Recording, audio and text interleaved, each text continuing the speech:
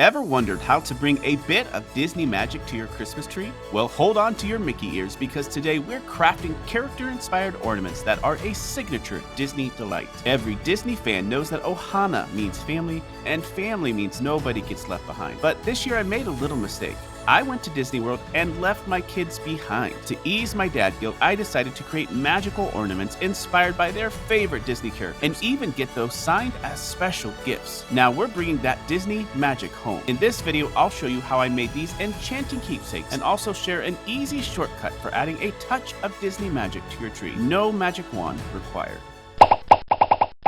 To come up with the designs, I went online for inspiration and sketched out some mock-ups. I knew I wanted a mix of character-specific ornaments and ones featuring each of the 4 parks icons. Stitch is my daughter's absolute favorite character, and so he was a must-have on the list. And naturally, every Christmas tree needs a star for the top, because when you wish upon a star, it adds just a little extra magic to your holiday.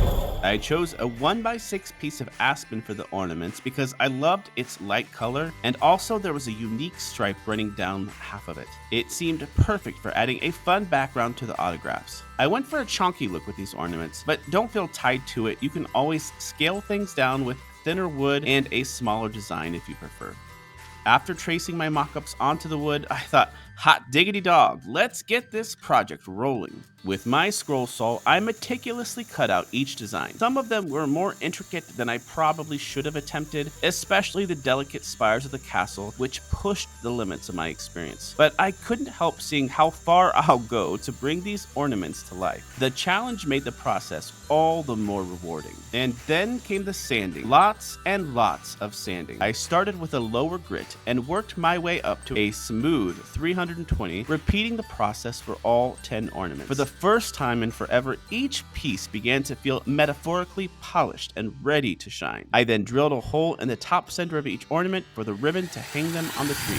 To paint the designs on the front side, I used a mix of acrylic paint and paint markers. Now, painting isn't my strong suit, so I chose designs that weren't overly intricate and turned to paint markers when precision was needed. With my flight to Orlando looming, I started to run out of time. The Mickey and Tower of Terror ornaments were far from perfect, but for now, I had to let it go. The finishing touches would have to wait until I got back. If this process feels a little over the top or like too much work, don't worry, we'll find another solution. There's no case too big, no case too small.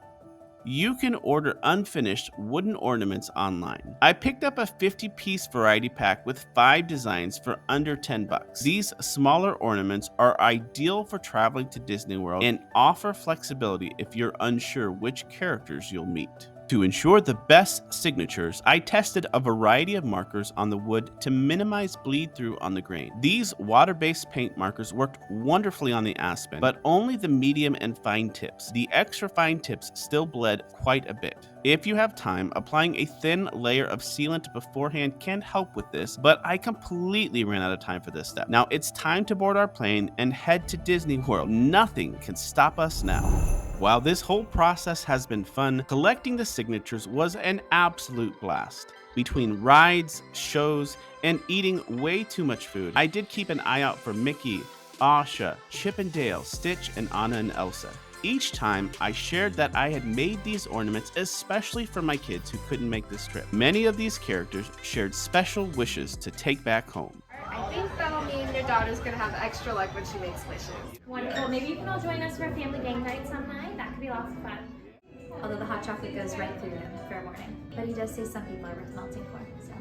To round things out, I needed 1 character per park to sign the park icons and got anyone else I ran into to sign one of the extra ornaments I had ordered. For the first time ever, I was meeting some of these friends eye to eye. By the end of the trip, I had 20 signed ornaments. Pure Disney magic. Now, before we finish these ornaments, if this video has so far been a dream come true, be sure to give it a thumbs up. And for a lightning lane to more magical holiday videos, don't forget to hit subscribe. The adventure's just getting started. Once home, as I had mentioned, I had to touch up several ornaments, but knowing what I know now, I decided to completely redo the Mickey and Tower ornaments using the paint markers. While they're still not perfect, the improvement was significant. I went back and forth on what kind of finish to use, and ultimately I chose Danish oil. It really brought out the stripe in the wood and made for a nice contrast with the red signatures. I'm considering adding lacquer or varnish at the end of the season, but I wanted to make sure the paint and oil had enough time to fully cure. Woodworkers, let me know in the comments what you would do here. And finally, I added light colored twine to each ornament, making them ready to hang on the tree. And here are our final results.